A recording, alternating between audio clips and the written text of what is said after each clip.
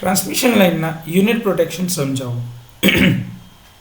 Unit protection scheme એક એવી scheme છે કે જે તેના ઝોનની અંદર જ્યારે બી ફોલ્ટ થાય ત્યારે એના પોતાના ઝોનને પ્રોટેક્ટ કરવા માટે ઓપરેટ થાય છે. પ્રોટેક્શન ઝોન એ સિટીની પોઝિશનના આધારે નક્કી કરવામાં આવે છે અને દરેક ઝોન એકબીજાની ઉપર ઓવરલેપ કરવામાં આવે છે, જેથી કરીને એ ઝોનની અંદર આવતા બ્લાઇન્ડ સ્પોટને દૂર કરી શકાય અને કોઈ પણ અસામાન્યતા અથવા તો ખામીના કિસ્સામાં સંપૂર્ણ પ્રોટેક્શન અથવા તો સુરક્ષાની ખાતરી આપી શકાય.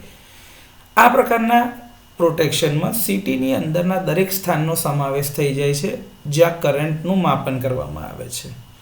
જનરેટર, ટ્રાન્સફોર્મર, મોટા ઇન્ડક્શન મોટર્સમાં આ પ્રકારના પ્રોટેક્શનનો ઉપયોગ કરવામાં આવે છે.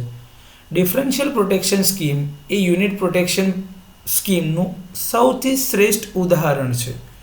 માત્ર યુનિટ પ્રોટેક્શન સ્કીમ સાથે જ આઉટલાઇન દ્વારા તાત્કાલિક કામગીરી પ્રાપ્ત કરવી શક્ય બને છે, એટલે કે ઇન્સ્ટન્ટેનિયસ પ્રોટેક્શન આપી શકાય છે.